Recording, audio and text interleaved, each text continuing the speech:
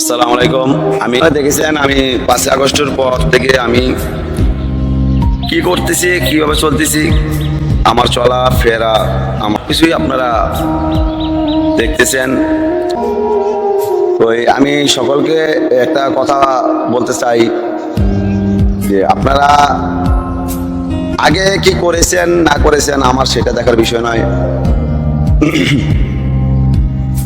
আমার স্পষ্টভাবে আমি সকলকে বলে দিতে চাই, কোনো জায়গায় যদি আমি অন্যায় দেখি অবশ্যই আমি প্রতিবাদ করব।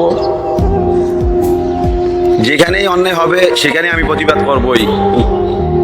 সেখানে যদি আমার দেখা বিষয়টা এমন হয় যে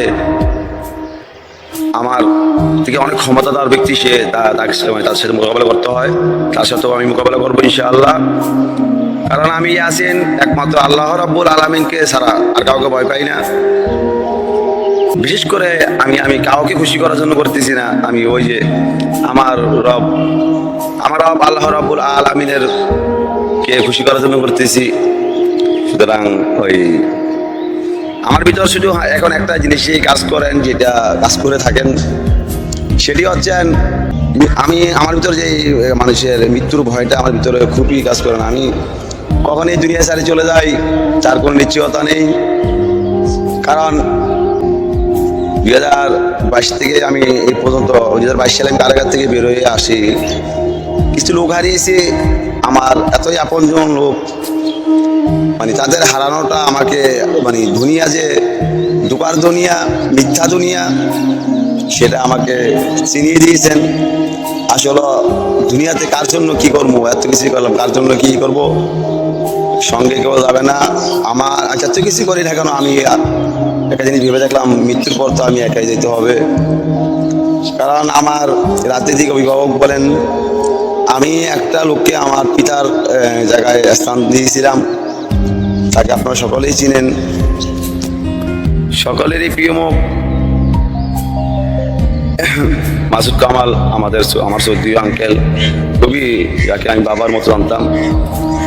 ওনার মতো মানুষকে দেখি তো দেখলাম দুনিয়া থেকে চলে গেলেন খালি হাতে, কিছু নিয়ে যেতে পারলেন না। তো বিশেষ করে আমি ওনার মৃত্যুটাতে আমি খুবই ভেঙে পড়েছি যে আসলে দুনিয়া তো ধোকার দুনিয়া, কিছুই নেই।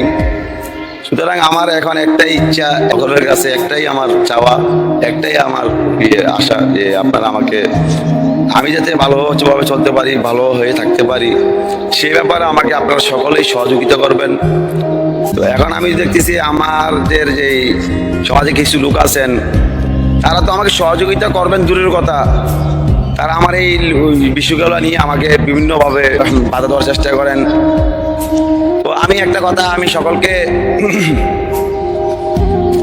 আমি কাউকে উদ্দেশ্য করে কথাটা বলতেছি না, আমি সকলকে বলতেছি কথাটা, যারা আমাকে ভালো, যে আমি যে ভালো চলি, ভালো ভাবে চলতে চাই, সৎ পথে থাকতে চাই, এটা যাদের সহ্য হয় না আপনাদেরকে আমি সাবধান করে দিচ্ছি।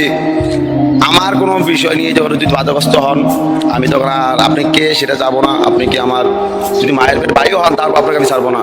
আমি বলে দিলাম বিষয়টা, এবার ক্লিয়ার করে আমি বলে দিলাম এই বিষয়টা।